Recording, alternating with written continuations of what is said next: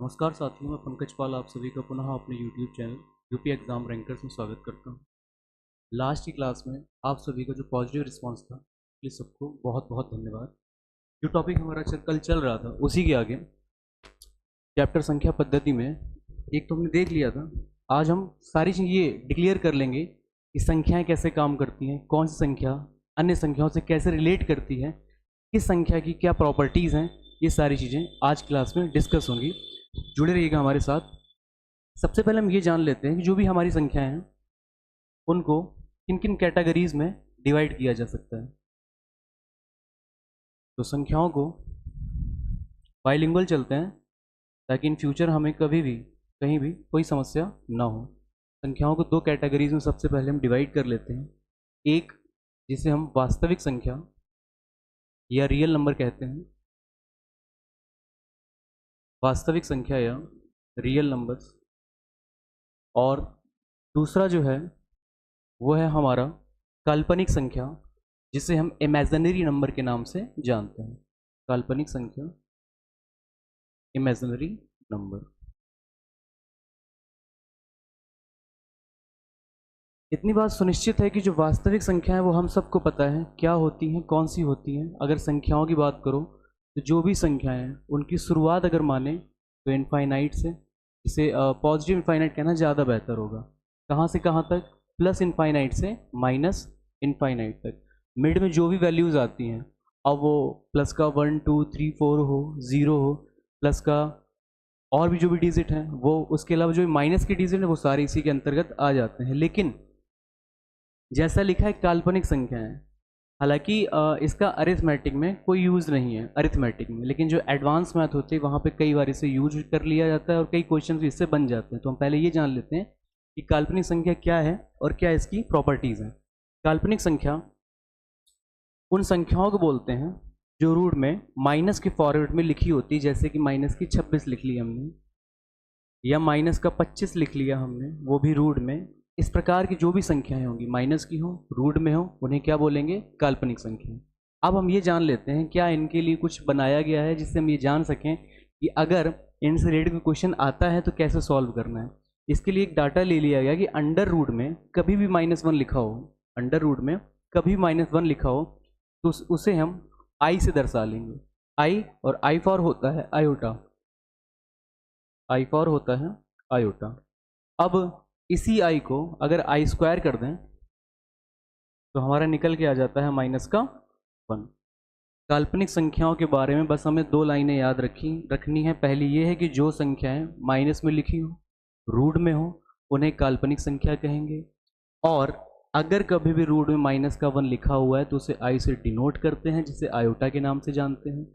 दूसरा, आई स्क्वायर कर देने पे ये वैल्यू आ जाती है -1। इसका यूज क्या है? आई का यूज ऐसे है कि सपोज करिए आपसे ये कह दिया जाए अंडर रूट -25 का वर्गमूल क्या होगा। अगर ये पॉजिटिव वैल्यू होती तो हम सीधा बोल देते 5 है, लेकिन यहाँ पे लिखा हुआ है -25, तो हम इसे क्या करेंगे? अंडर रूट में लिख सकते हैं -1 इंटू 25, -1 इंटू 25। अब ये जो रूट में -1 लिखा हुआ है, हमें पता है कि 25 का वर्गमूल तो 5 होता है, लेकिन जो रूट में -1 बचा हुआ है उसके लिए हमने एक वैल्यू लिख रखी है जिसे हम आई के नाम से जानते हैं। हम इसे लिख सकते हैं 5i।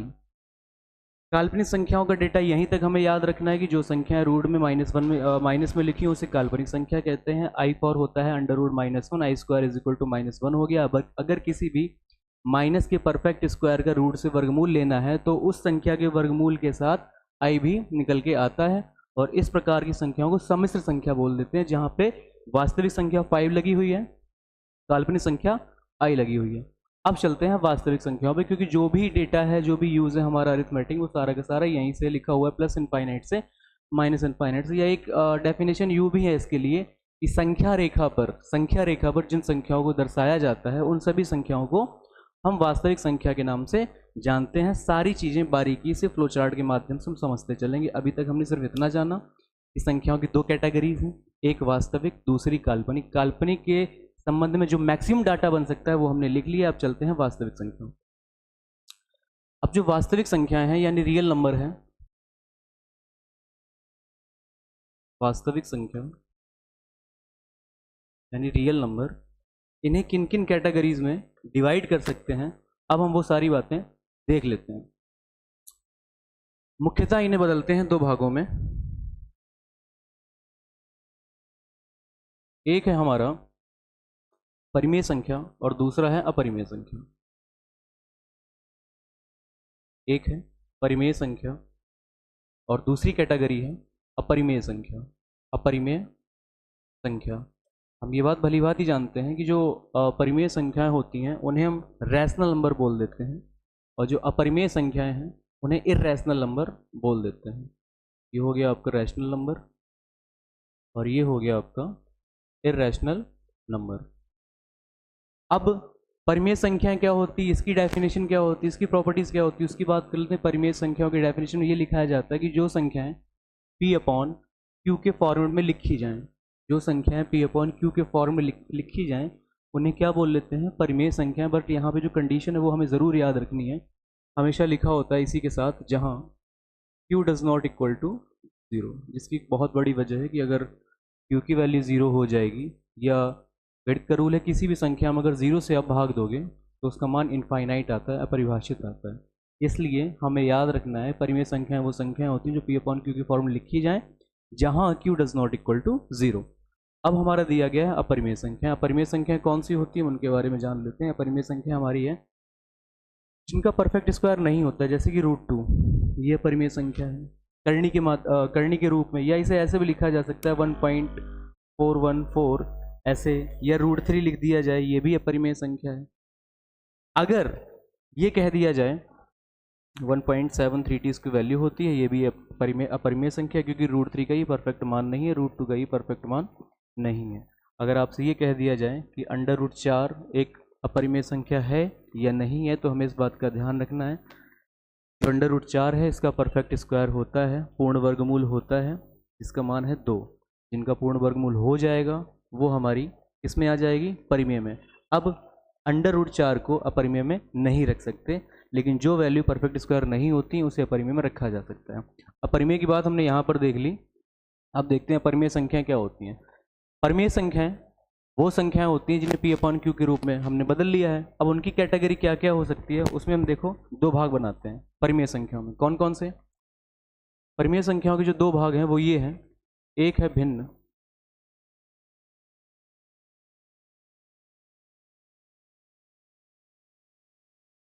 एक है भिन्न और दूसरी है हमारी पूर्णांक। क्वेश्चन कहाँ से बनेंगे, हम पूरा डाटा फिर से रिपीट करेंगे। जहाँ जहाँ से एग्जाम में क्वेश्चन अभी तक बने हैं या आगे क्या बन सकते हैं उनको ज़रूर डिस्कस करेंगे। भिन्न क्या होती है, जैसे हमने देखा कि P अपॉन Q के फॉर्म जो संख्या लिखी जाती हैं वो परिमेय संख्याएं होती हैं। अब परिमेय संख्या में हम ये भी देख सकते हैं कि जैसे हमने सिर्फ इतना लिख दिया 2, अब 2 के बटे में तो कुछ है नहीं, लेकिन ये भी अपने आप में परिमेय संख्या है और ये पूर्ण संख्या भी है। ये परिमेय संख्या भी है, पूर्ण संख्या भी है। तो इसीलिए जो इसकी अलग अलग कैटेगरी है वहाँ पे हम समझ लेंगे कि भिन्न क्या है और पूर्णांक क्या है। पूर्णांक को हम समझ लेते हैं। पूर्णांक वो सभी संख्याएं जो भिन्न के रूप में ना लिखी जाएं, अब वो चाहे प्लस की हो या शून्य हो या माइनस की हो, उन सभी संख्याओं को हम पूर्णांक बोलते हैं। जैसे कि हमने एक वैल्यू ले ली 0, 0 के बाद ले लिया माइनस का 3, प्लस का 3 ले लिया, प्लस का 2 लिया, प्लस का 1 लिया, फिर 0 लिया, इसके बाद -1, -2, -3। ध्यान हमें इतना रखना है कि जो संख्याएं हमारी पूर्ण होती हैं, भिन्न के रूप में ना हो, दशमलव के रूप में ना हो, उन्हीं को हम पूर्णांक बोलते हैं। पूर्णांक की 3 कैटेगरीज हमने कर ली हैं। एक है हमारा धन पूर्णांक, एक है हमारा ऋण पूर्णांक और तीसरा है हमारा उदासीन। और उदासीन है 0, क्योंकि 0 के आगे ना तो कभी माइनस लगा होता है और ना ही कभी प्लस लगा होता है। आगे बढ़ते हैं। अब जो धन पूर्णांक हैं इन्हीं को मिला करके हमने नाम दे दिया है किसका, प्राकृतिक संख्याओं। जो धन पूर्णांक हैं इन्हीं को मिला करके नाम दिया गया है प्राकृतिक संख्या का। जब बात करी जाती है प्राकृतिक संख्याएं शुरू कहाँ से होती हैं, तो 1 से शुरू होती हैं, कहाँ तक होती हैं, इनफाइनाइट तक होती हैं। लेकिन अगर इसमें 0, जिसकी खोज का श्रेय भारत को दिया जाता है, और भारत में किसे दिया जाता है, आर्यभट्ट को, इन दोनों को अगर एक साथ इंक्लूड कर ले हम, प्राकृतिक संख्या 0 को या धन पूर्णांक और 0 को, तो इसी को संयुक्त रूप से कह देते हैं होल नंबर, यानी कि पूर्ण संख्याएं, होल नंबर यानी कि पूर्ण संख्याएं।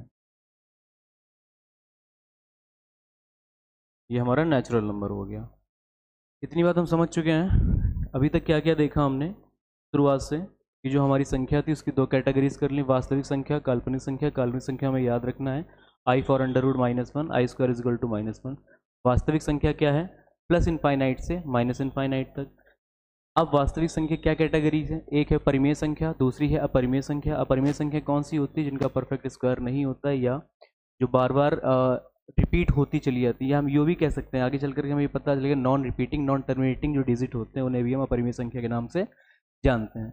अब परिमेय संख्या क्या है? परिमेय संख्या हमने ये देख लिया, पी अपॉन क्यू के फॉर्म जो संख्याएं लिखी जाती है उन्हें परिमेय संख्या बोलते हैं, जहाँ Q does not equal to 0। Example तौर पर 2 लिखा है, आप पी अपॉन आर लिख लो, आर 0 नहीं होना चाहिए, 3/2 लिख लो या कोई भी फ्रैक्शन लिख लो जो पी अपॉन क्यू के फॉर्म को शो करती हो। क्यू जो हर है वो 0 ना हो, उन सभी को हम बोलेंगे परिमेय संख्या। परिमेय संख्या पूर्ण संख्याएं जितनी होती हैं सबकी सब परिमेय संख्या होती हैं, भिन्न जितनी होती हैं सबकी सब परिमेय संख्याएं होती हैं।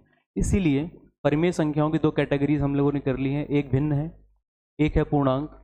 अब पूर्णांक में हमने देखा पूर्णांक कितने टाइप के हैं, एक हो गया धन पूर्णांक, एक हो गया ऋण पूर्णांक, एक हो गया उदासीन। तो जो धन पूर्णांक है उन्हीं को संयुक्त रूप से क्या बोल देते हैं? प्राकृतिक संख्याएं। धन पूर्णांकों के साथ 0 को अगर इंक्लूड कर लोगे तो हो जाएंगी हमारी पूर्ण संख्याएं। और बचे ये ऋण पूर्णांक, ऋण पूर्णांक का भी कई जगह पर यूज हो जाता है। अब हम देखते हैं भिन्न। भिन्न की भी 3 कैटेगरीज होती हैं और वो 3 कैटेगरी कौन कौन सी हैं उन्हें देख लेते हैं। एक है शांत दशमलव, शांत दशमलव।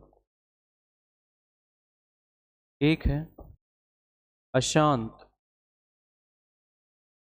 पुनरावृत्ति दशमलव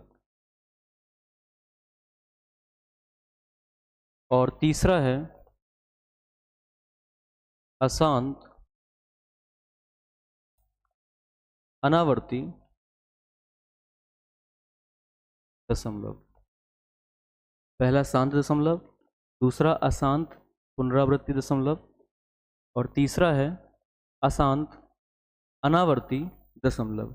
क्यों इन्हें 3 कैटेगरी में बांटा गया है वो भी देख लेते हैं। सपोज करिए हमने 8 में भाग किया है, कोई भी वैल्यू ले लो, 8 का भाग कर दिया है हमने, सपोज करिए 40 में, पूरी वैल्यू कट जाती है। लेकिन अगर इसे डेसिमल के फॉर्म में लिखा जाएगा तो हम कह सकते हैं 1 में अगर 2 का डिवाइड करो तो एक ही बार भाग जाएगा 0.5। ना तो ये रिपीट हुआ है और यहीं पे शांत हो गया। यानी कि भाग देने के बाद जब एक निश्चित मान आ जाए और वहीं पे फ्रैक्शन हमारी ख़त्म हो जाए उसे बोलेंगे शांत दशमलव, यानी शांत हो जाती। शांत का मतलब शांत।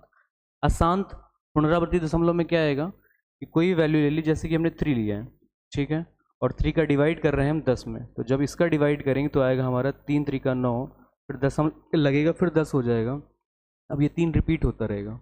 एक ही डिजिट जब बार बार रिपीट होगा, एक ही डिजिट जब बार बार रिपीट होगा उसी को बोलेंगे अशांत पुनरावृत्ति दशमलव। अब यहाँ पे क्या है, अशांत अनावर्ती दशमलव में क्या होता है कि अलग अलग डिजिट रिपीट हो, अलग अलग डिजिट रिपीट हो। जैसे कि जब हम 22 में डिवाइड करते हैं, कितने का? 7 का। जब 22 में 7 का डिवाइड करते हैं तो वैल्यू आती है 3.1415 और आगे ही अलग अलग टाइप के डिजिट रिपीट होते रहते हैं। जो भी हमने अभी तक सीखा है उसकी कैटेगरी एक बार फिर से देख लेते हैं ताकि क्लास देखने के बाद में आपको ये ना लगे आपने कुछ सीखा नहीं है। संख्या है वास्तविक और काल्पनिक 2 भागों में। वास्तविक की 2 कैटेगरी, परिमेय और अपरिमेय 2 भागों में। और इसके बाद हमने देख लिया जो परिमेय संख्या है, एक है भिन्न और एक है पूर्णांक। भिन्न की 3 कैटेगरी हो गई, शांत दशमलव हो गया, अशांत पुनरावृत्ति दशमलव हो गया और अशांत अनावर्ती दशमलव हो गया। ठीक है, अब हमने देखा है पूर्णांक। पूर्णांक हमारे 2 प्रकार के होते हैं, एक हो गया है उदासीन, एक है धन पूर्णांक, एक है ऋण पूर्णांक। जो धन पूर्णांक है उसे बोल दिया प्राकृतिक संख्या और धन पूर्णांक के साथ जो 0 है उसी को बोल देते हैं हम लोग पूर्ण संख्या और ये रह गया ऋण पूर्णांक। अब यहाँ पे जो प्राकृतिक संख्या निकल के आई है इसकी अलग अलग कैटेगरीज को देख लेते हैं कि प्राकृतिक संख्याओं को किन किन भागों में बांटा जा सकता है। प्राकृतिक संख्या,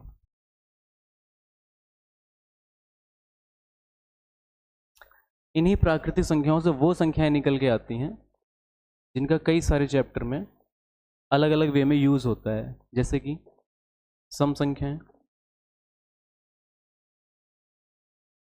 इवन नंबर, हो जाता है फिर विषम संख्याएं, ऑड नंबर, फिर होता है अभाज्य संख्याएं। अभाज्य संख्याओं को बोल देते हैं हम लोग प्राइम नंबर, और देन हमारा हो जाता है भाज्य संख्याएं, जिसे बोल देते हैं कंपोजिट नंबर। 4 कैटेगरी सम संख्याएं सबको पता है, वे संख्याएं जिनके अंत में 0 आए, 2 आए, 4 आए, 6 आए, 8 आए, उन्हें बोल देते हैं सम संख्याएं। विषम संख्याएं कौन सी होती हैं? जिन संख्याओं के अंत में 1 है, 3 है, 5 है, 7 है, 9 है। अभाज्य संख्याएं कौन सी होती हैं? अभाज्य संख्याएं उन्हें कहते हैं, इसकी भी 2 परिभाषाएं हैं जो लिखी गई हैं। एक तो ये है जिन संख्याओं के गुणनखंड कम से कम 2 होने चाहिए और 2 से ज़्यादा भी ना हो। कम से कम 2 होने चाहिए, 2 से ज़्यादा ना हो। यहाँ से भी क्वेश्चन पुट होते हैं, हम उनको देखेंगे अभी। तो अभाज्य संख्याएं वो होती है जिनके फैक्टर 2 से ज़्यादा ना हो, जैसे कि हो गया हमारा 3, जैसे कि हो गया हमारा 5, जैसे कि हो गया हमारा 7। और अभाज्य संख्याओं में एक क्वेश्चन बनता है 2 को लेकर के कि 2 भाज्य संख्या है या अभाज्य संख्या है, क्योंकि 2 पूरी गणित में अकेली ऐसी संख्या है जो सम होने के साथ में अभाज्य है। इसलिए हमें ध्यान रखना है कि 2 है वो एक अभाज्य संख्या है। अब है भाज्य संख्याएं। भाज्य संख्याएं किन्हें बोलते हैं? वो संख्याएं जिनके गुणनखंड 2 से ज़्यादा होते हैं। वो संख्याएं जिनके गुणनखंड 2 से ज़्यादा होते हैं, जैसे कि 4 हो गया, 6 हो गया, 8 हो गया, 9 हो गया, 15 हो गया, इन सभी संख्याओं को क्या बोल देंगे? भाज्य संख्याएं। अब एक बार हम वो बात कर लेते हैं कि एग्जाम में जो डाटा हमने अभी तक लिया है उसमें कहाँ कहाँ से क्वेश्चन पुट हुए हैं और कहाँ कहाँ से और पूछे जा सकते हैं। देखिएगा, यहीं से लेना शुरू करते हैं। हम जानते हैं ये सम संख्या है और ये विषम संख्या है, ठीक है। अभाज्य संख्या से क्वेश्चन क्या क्या आता है? अभाज्य संख्या से पूछ लिया जाता है, जैसे कि हमने 2 के बारे में बात कर ली, एक क्वेश्चन आता है 1 को लेकर के कि 1 भाज्य संख्या है या अभाज्य संख्या है।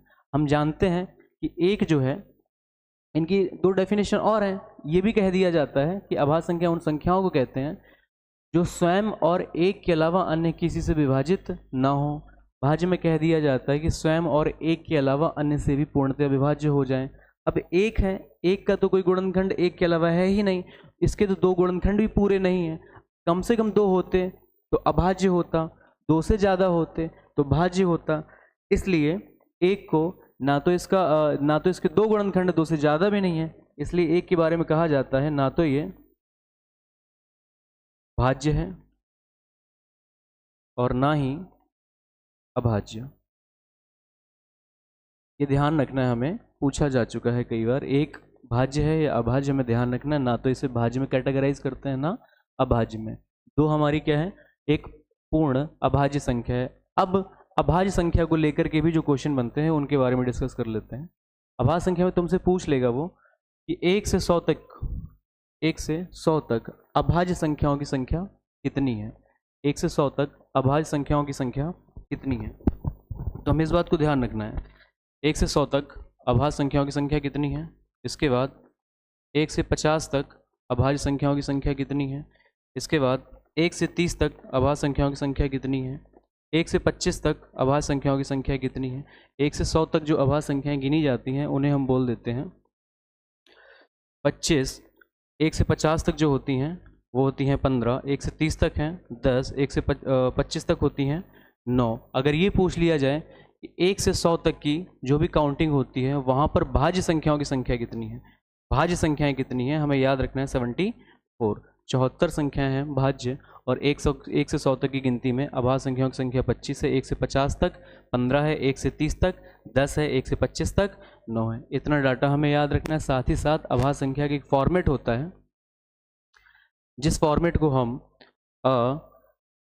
इस तरह से लिख सकते हैं 6k ± 1।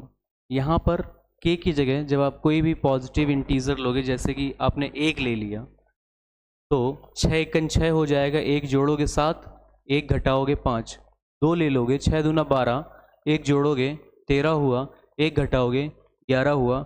यहाँ पर हम ये डिसाइड कर सकते हैं कि अभाज्य संख्या कौन कौन सी आगे आनी है। और ये भी ध्यान रखना है 5 से पहले वाली यहाँ पर इसके माध्यम से काउंट नहीं हो पाती हैं। दूसरी बात, अब यहाँ पे आते हैं परिमेय संख्या। परिमेय संख्याओं को लेकर के एग्जाम में जो पूछा जाता है बहुत पॉपुलर क्वेश्चन है पाई को लेकर, पूछ लेता है पाई परिमेय है या अपरिमेय है। तो हमें इस बात का ध्यान रखना है कि अगर केवल पाई रखा गया है, सिर्फ पाई को डिनोट करके पूछ लिया जाए कि पाई परिमेय है या अपरिमेय है, तो इसे हम अपरिमेय कहेंगे, क्योंकि इसका एक्यूरेट मान फाइंड नहीं किया जा सकता और रिपीटिंग होता है, नॉन रिपीटिंग होता है, नॉन टर्मिनेटिंग होता है। लेकिन अगर ये लिख दिया जाए कि पाई की जो वैल्यू है 22/7 इतना लिख ले और फिर पूछ ले ये बताओ 22/7 परिमेय है या अपरिमेय, तो हमें इस बात का ध्यान रखना है कि जो 22/7 है इसे परिमेय संख्याओं में रखा जाता है। फिर क्वेश्चन बनता है आपका जीरो से लेकर के कि जीरो धन पूर्णांक है या ऋण पूर्णांक है, हमें ध्यान रखना है जीरो उदासीन है। और अगर ये कहा जाए कि जीरो सम है या विषम है, तो आपको इसे सम संख्याओं में रखना है। जीरो हमारा सम संख्याओं में होता है। इसके बाद अगर ये पूछा जाए जीरो परिमेय है या अपरिमेय है, तो तुम्हें ध्यान रखना है कि जो जीरो है वो एक परिमेय संख्या है। जीरो एक परिमेय संख्या है। जीरो एक परिमेय संख्या है। देन हम वापस चलते हैं। संख्याएं वास्तविक संख्या हो गया, काल्पनिक संख्या हो गया आयोटा, और यहाँ तक की कैटेगरी के बाद में अब हम ये जान लेंगे कि संख्याएं के बाद संख्याओं के जो मान होते हैं वो कितनी तरह के और किस किस प्रकार से समझे जाते हैं। संख्याओं के मान, संख्याओं के मान दो तरह से समझते हैं हम लोग। एक होता है वास्तविक मान कह दो आप, या अंकित मान कह दो, अंकित मान, या जातीय मान कह दो, एक ही बात होती है। दूसरी बात अगर ये पूछ लिया जाए कि जो स्थान विशेष के कारण होता है मान, स्थान विशेष के कारण मान, स्थान विशेष के कारण मान, उसे ही बोलते हैं स्थानीय मान, उसे ही बोलते हैं स्थानीय मान। शिक्षक भर्ती में कई बार इनसे प्रश्न बन जाता है। हमें ध्यान रखना है कि अगर हमें एक ऐसा सिंपल सा क्वेश्चन ले लिया जाए, सपोज करिए 2, 5, 6, 7, 8, आपसे पूछ लिया जाए 6 का स्थानीय मान बता दो, तो 600 हो जाएगा। लेकिन अगर 6 का वास्तविक मान पूछेगा तो 6 रहेगा। ये वास्तविक मान है और ये स्थानीय मान। बट अगर यही वैल्यू डेसिमल के साथ आपके सामने प्रस्तुत की जाए, जैसे कि लिख दिया जाए सपोज करिए 25.678। अब अगर इनके स्थानीय मान की बात करोगे, जाति मान वही रहेंगे, अंकित मान वही रहेंगे, वास्तविक मान वही रहेंगे, लेकिन स्थानीय मान बदल जाएंगे क्योंकि स्थान विशेष के कारण ही इनका मान होता है। तो हमें यहाँ पे याद रखना है 8 है।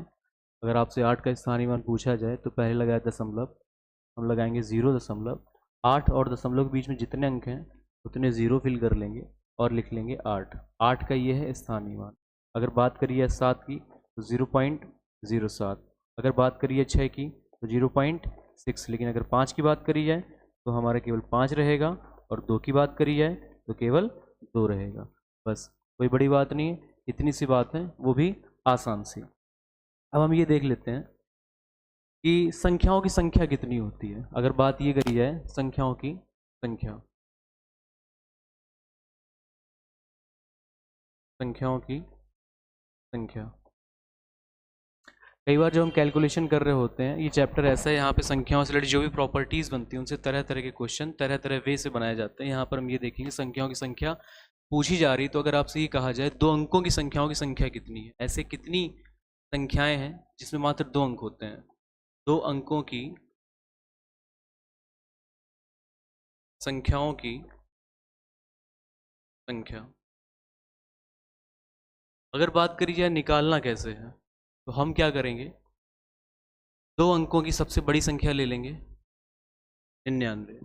2 अंकों की सबसे बड़ी संख्या, 2 अंकों की सबसे बड़ी संख्या, और फिर ले लेंगे 1 अंक की सबसे बड़ी संख्या और वो हो जाएगी 9। घटा देंगे, कितना निकल के आ जाएगा 90। यानी कि 2 अंकों की संख्याओं की संख्या अगर बात करी है तो कुल होती है 90। इसी तरह अगर ये कह दिया जाए गणित में 3 अंकों की संख्याओं की संख्या कितनी, 3 अंकों की संख्याओं की संख्या, 3 अंकों की संख्याओं की संख्या। तो 3 अंकों की संख्याओं की संख्या की बात करिए, जैसे हमने यहाँ पे किया है वैसे यहाँ फिर से करेंगे। 3 टाइम लिखेंगे 999 999, और 2 अंकों की जो सबसे बड़ी संख्या होगी उसे घटा दिया जाएगा तो बचेगा कितना, 900। इसी प्रकार आपसे अगर पूछ लिया जाए कि 4 अंकों की सबसे 4 अंकों की संख्याओं की संख्या कितनी होगी, तो ये हो जाएगी 9000। 5 की पूछे 90000, 6 की पूछे 9 लाख, यानी शून्य बढ़ाते जाओगे हमें संख्याओं की संख्या पता चलती जाएगी। 1 अंक की संख्या कितनी है 9, 2 अंकों की संख्या कितनी है 90, 3 अंकों की कितनी है 900, 4 अंकों की कितनी है 9000, और इसी तरह आगे जो पूछी जाएंगी उन्हें भी बता लेंगे। इसका यूज़ तब होता है जब प्लस को लेकर के, जोड़ को लेकर के बड़ी बड़ी सीरीज बनती है, वहाँ पर हम आसानी से चीज़ों को फिर हैंडल कर पाते हैं। अभी तक जो हमने बात करी है उसको एक बार रिव्यू कर लेते हैं, इसके बाद आगे बढ़ेंगे। सबसे पहले हमने संख्याओं की कैटेगरी देखी, संख्याओं की वास्तविक संख्या, काल्पनिक संख्या बदल लिया। इसके बाद हमने ये देखा वास्तविक संख्या उसकी कैटेगरी क्या क्या हो सकती है, एक है परिमेय और एक अपरिमेय। फिर हमने ये देख लिया कि जो परिमेय संख्या उनकी कैटेगरी क्या क्या है, एक है भिन्न और एक है पूर्णांक। भिन्न में हमने देखा एक शांत दशमलव है, अशांत पुनरावर्ती दशमलव है, अशांत अनावर्ती दशमलव है। जबकि जो पूर्णांक है उसकी 3 कैटेगरीज होगी, धन पूर्णांक, ऋण पूर्णांक और उदासीन। जो धन पूर्णांक हैं उन्हीं को प्राकृतिक संख्या बोल दिया जाता है। धन पूर्णांक और जीरो को मिला लोगे तो होल नंबर यानी पूर्ण संख्या बन जाएंगी। फिर हमने ये देख लिया कि जो प्राकृतिक संख्याएं हैं, जो प्राकृतिक संख्याएं हैं उनकी कैटेगरीज क्या है, एक है सम संख्या, एक विषम संख्या, एक अभाज्य संख्या, एक भाज्य संख्या है। सम संख्या में पता है 0 4 6 8 जिनके अंत में हो, विषम संख्याएं 1 3 5 7 9 जिनके अंत में हो, अभाज्य संख्याएं वो होती हैं जिनके फैक्टर गुणनखंड 2 से ज़्यादा नहीं होते हैं। भाज्य संख्याएं वो होती हैं, कंपोजिट नंबर वो होते हैं जिनके गुणनखंड 2 से ज़्यादा होते हैं। फिर हमने ये देख लिया अभाज्य संख्याओं को लेकर के क्या क्या क्वेश्चन बन सकता है, एक ना तो भाज्य है ना अभाज्य, 2 एक सम अभाज्य संख्या है। फिर 1 से 100 तक कितनी होती है अभाज्य संख्या, 25, 1 से 50 तक 15, 1 से 30 तक 10, 1 से 25 तक 9, छोटी होंगी हम पता कर लेंगे। और भाज्य संख्या अगर 1 से 100 तक पूछ ले तो हो जाएंगी 74। आज क्लास में हमने सिर्फ संख्याओं की जो कैटेगरीज अलग अलग वे में थी उनको देख लिया है। आने वाली जो भी अपनी क्लास होगी वहाँ पर इन्हीं संख्याओं को लेकर के प्रॉपर्टी से जो भी क्वेश्चन बनते हैं, जैसे कि अलग अलग टॉपिक पे एक हमने कल डिस्कस किया था यूनिट डिजिट इकाई का अंक, आगे शेषफल प्रमेय है, विभाज्यता के नियम है, और धनात्मक संख्याओं का योग जैसे n+1/2 जैसे फॉर्मूले पे आधारित जो भी प्रश्न है उन सारों को डिस्कस करेंगे। आज की क्लास के लिए बहुत बहुत धन्यवाद। पुनः मिलते हैं अगली क्लास में।